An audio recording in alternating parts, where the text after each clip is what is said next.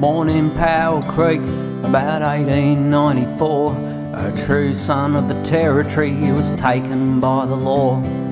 Fathered by a station owner, baptised by the whites, taken from his mother to make the whole thing right. They moved to South Australia and he learned to read and write, and in May of 1915 he enlisted for the fight. He's a Blackfella ANZAC in a war across the sea, and he's fighting for Australia so its people could be free.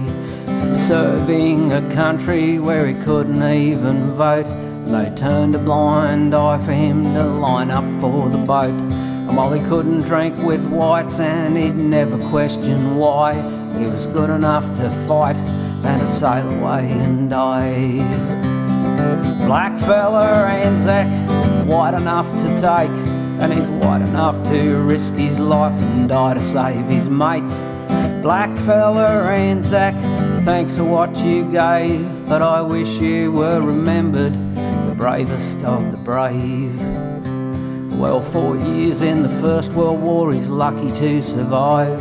His machine gun crew all gone, he's the only one alive. Then a second crew of mates, all battle scarred and worn, and again for no good reason, they all too were gone. And God, he must have suffered for his mates to die that way. There was no black or white, he just got to stay.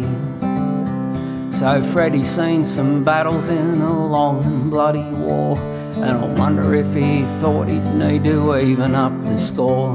'Cause at Pozieres in France, they stared death in the face. They called for volunteers for a mad and desperate race across the open country to accept his rightful fate, and to bring the ammo back, well, he didn't hesitate. Blackfella ANZAC, he's white enough to take, and he's white enough to risk his life and die to save his mates. Blackfella ANZAC, thanks for what you gave, but I wish you were remembered, the bravest of the brave. Well, he sent the bravery medal home, but it's lost out on the sea, and I don't suppose it matters for what would have to be. For back home in Australia, he was just a half-caste black who travelled round the country from war to hell and back.